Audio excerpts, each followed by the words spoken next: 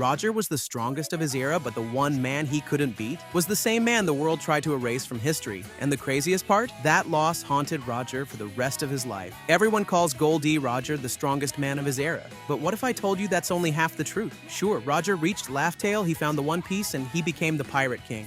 No one's denying that. But when you look closer at the era he dominated, something doesn't quite add up. Because despite his legendary title, there was one name that kept haunting him. Before Whitebeard, before Shiki, before Garp, there was Rox D. Xebec, the original nightmare of the seas. Yeah, the guy most fans barely even know about. See, Roger wasn't just famous for being strong, he was known for being unstoppable. No devil fruit, no immortality, no mythical power-up, just raw, terrifying strength. His haki alone was so intense it clashed with Whitebeard's and split the sky. And Whitebeard, by the way, had the power to destroy the entire world. Let that sink in. The man who could literally end the planet couldn't beat Roger. They fought to a standstill. That's how terrifying Roger was. But here's the twist, even Roger had someone he couldn't beat, someone he feared, and his name was Rox D. Xebec. But that was just the beginning. Now this is where things get wild. Most pirates and marines wanted to kill each other, but when Rox made his move on God Valley, Roger and Garp had no choice. These two monsters, sworn enemies, teamed up for the first and only time in history just to stop one man. That should already tell you how unthinkably powerful Rox was. Think about it. What kind of threat makes Gall D. Roger and Monkey D. Garp fight side by side? This wasn't some random alliance of convenience. According to Oda, Roger and Garp had to work together. They had no other option. Because alone, neither one of them could bring down Rox. It took both of them going all out just to barely survive. And that's not fan fiction. That's straight from the lore. The God Valley incident wasn't a victory. It was a desperate last resort attack on a man who was simply too powerful to face alone. And what happened next? Nobody saw coming. Here's the part no one talks about. A year before God Valley, Roger met Rox alone. Just the two of them. No Marines, no Garp, no backup. And what happened in that fight? Roger lost. Badly. He didn't just take a hit and walk it off. No. The encounter haunted him for an entire year. In the manga, Roger even says he couldn't stop thinking about it. And if Roger, the man who clashed with Whitebeard and laughed in the face of death, felt shaken by that battle, then Rox wasn't just powerful, he was something else. Some fans believe that this was the only real defeat Roger ever suffered. And if that's true, then Rox D. Xebec might not just be one of the strongest pirates of all time. He might actually be the only man Roger feared. Kind of terrifying when you think about it, but what made Rox so dangerous wasn't just his power. This next part might actually blow your mind. We've seen what Conqueror's haki can do. Luffy knocking out entire armies, Shanks destroying observation haki, Roger clashing with Whitebeard and splitting the air itself. But here's the thing, Rox was doing this decades before all of them. And according to everything we know, he wasn't just strong. He was unstable, ambitious, and obsessed with the world's forbidden secrets. Rox didn't want to be the Pirate King. He wanted to be the king of the world. That's a totally different level of ambition. And you don't aim for something like that unless you're holding something nobody else has. Fans have speculated for years that Rox might have had a unique form of haki, something darker, more ancient, maybe even forbidden. There's been a lot of buzz online about him, possibly uncovering secrets tied to Emu, the celestial dragons, or even the Void Century itself. It's been said that Rox was getting too close to the truth, and that's why the world government erased God Valley from history, not just because of what happened, but because of who he was becoming. And the craziest part? He might not even be dead. There's this theory that's been floating around, and yeah, it sounds insane, but some fans believe Rox isn't really gone.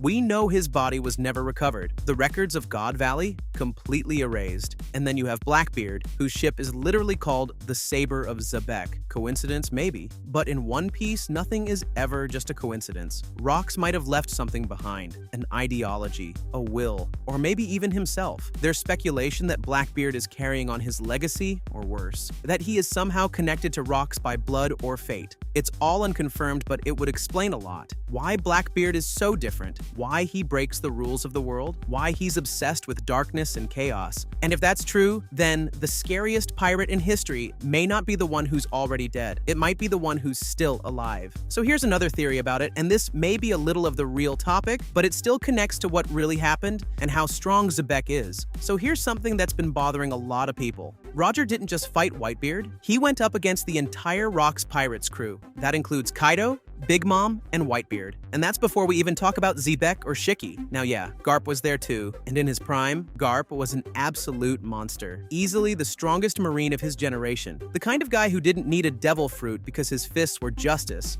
and also probably broke the sound barrier. But even with Roger and Garp teaming up, you're still looking at a battle where they're outnumbered, outmatched, and facing future emperors who hadn't even hit their peaks yet. That's not a fair fight. That's a suicide mission. And that's why this part right here is so fascinating, because something doesn't add up. A lot of fans believe the events at God Valley weren't just a battle. They were a betrayal, a conspiracy, a complete collapse of the Rock's pirates from the inside. And honestly, that would explain a lot. Think about it. Xebec wasn't just some loud-mouthed pirate. He was too dangerous, too ambitious. He didn't want to be king of the pirates. He wanted to rule the entire world. And someone that ruthless, that bold, doesn't build a crew like Rock's unless he can completely dominate them. So if Kaido, Big Mom, and Whitebeard all fell under Xebec, what does that say about his strength? It says he was probably stronger than all of them. And that's the terrifying part. Because if you're a pirate under someone who might actually become king of the world, you start asking yourself, do I want that guy on the throne? The answer might have been no. So what if they turned on him? What if Kaido and Big Mom didn't lose at God Valley, they left him to die?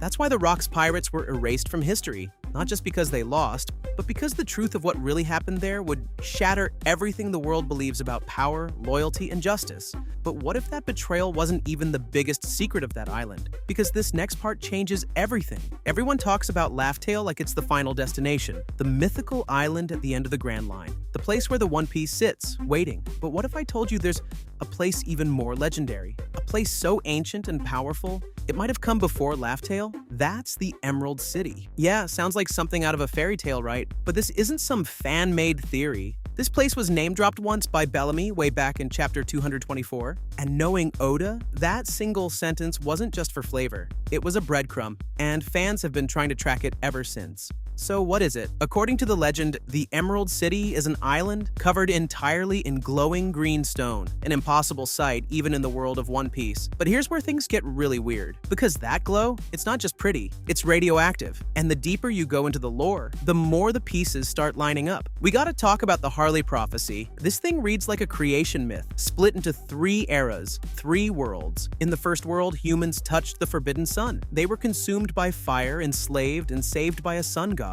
Then came the wrath of an earth god and a flaming serpent who blanketed the world in darkness. That sounds mythical, but the symbols match something terrifyingly real. In the Egghead arc, we saw the Mother Flame, a powerful energy source created by Vegapunk, or more accurately, recreated by him. The real origin of Mother Flame? It's older, way older. Carved into the artifact were the letters M, which fans believe reads Adam in Japanese. Not just a name, a clue, and not subtle at all if you think about it. It gets crazier. The serial number on Mother Flame was S108, and that number connects through Japanese Gorosei to Esteban, which means child of the sun. So yeah, it's not just symbolic anymore, it's literal. The Mother Flame is nuclear energy. The world of One Piece didn't just have advanced tech, it had the atom. And if nuclear energy existed, that means uranium existed too. Now here's the kicker. Uranium, when refined, doesn't just power bombs and reactors. It also creates a special kind of glowing glass, uranium glass. And when uranium glass is exposed to sunlight, it glows emerald green. Crazy, right? So that city covered in emeralds, it wasn't built for beauty, it was built around uranium. The Emerald City was likely the core of the ancient world, the very heart of the first civilization. A civilization powered by the sun, twisted by war, and eventually destroyed by its own creation. The Emerald City didn't just exist, it burned. And here's the haunting part. That same city, that same energy, may have resurfaced in the second world. Because the prophecy doesn't stop with destruction. In the second world, humans kill the sun. They become gods. The sea god rages. More fire, more war, and the sun god disappears again. It's a cycle. War, fire, collapse, repeat. And in the third world, and the one we're watching unfold right now, the sun god dances and laughs, and leads the world to its end. Which brings us back to Egghead, and the burning remains of Lulusia. The Mother Flame is back. And if that's true, then the Emerald City might be too. So the question now isn't whether the city existed, it's whether someone's trying to rebuild it. And trust me, you're not ready for who might be behind that. So yeah, Roger may have worn the crown, but it was forged in the shadow of a man even he couldn't defeat. Roxy Xebec wasn't just a rival, he was Roger's greatest failure, the ghost he could never shake. The world may have celebrated Roger as the pirate king, but deep down, even he knew there was one enemy he never truly conquered. And that's what makes Rox so terrifying. Not just because of what he did, but because of what he almost became, he had the strength to dominate the world, the ambition to burn it all down, and the hockey to back it up. And if the rumors are even partly true, his legacy didn't die at God Valley. It evolved, passed down, reawakened, and it might be standing right in front of us wearing a stolen devil fruit, carrying 3 skulls on his flag, and waiting for the right moment to finish what Rox started. Because if Roger was the king of that era, then maybe Rox was the god of the one that almost replaced it, and that should terrify everyone still breathing.